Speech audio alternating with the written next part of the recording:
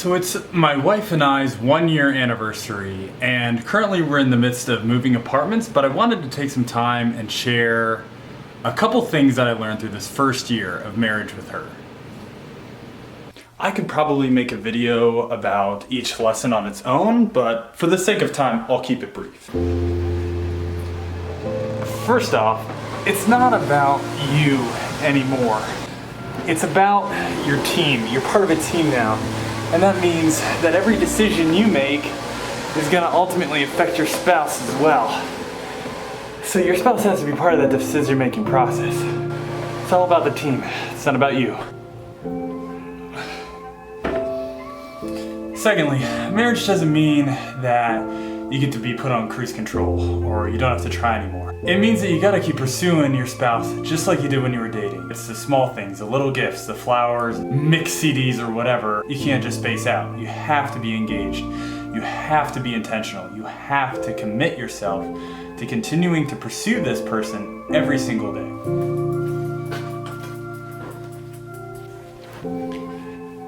It's not about keeping score, and it's not a game. If you keep score, there's going to be winners and there's going to be losers. And in marriage, you don't want to be either one.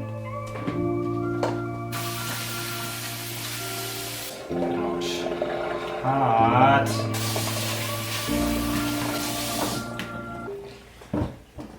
Communication and honesty are absolutely key. The more you talk and communicate, especially about desires and intentions and expectations and hopes and goals, the smoother it's going to be, the less conflict you're going to have. And always be honest. You shouldn't be playing, if you're having a bad day or you're upset about something, don't play hard to get. Don't, when they ask, what's wrong? Be like, oh, nothing. Don't do that. This is marriage. You have to be honest with them. This person's gonna know you better than anyone else in the entire world, and they are there to help you and love you. You have to let them in. Don't play hard to get like it's middle school. This isn't middle school.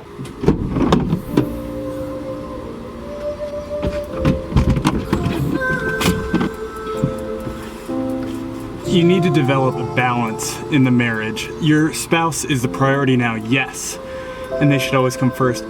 But you can't let your friendships and your family ties and your support structure dwindle. There needs to be a balance there.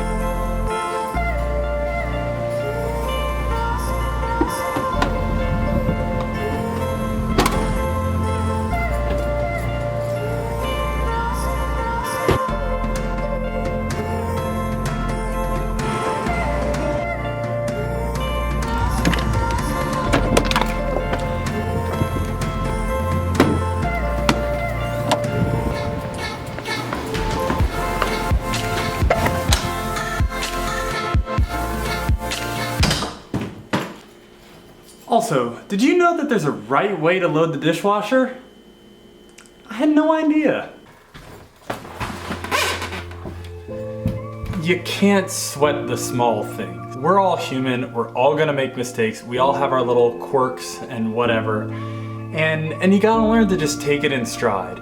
My wife, God bless her soul, is an enigma of time and space. For whatever reason, it just takes her a little bit more time to move through the universe.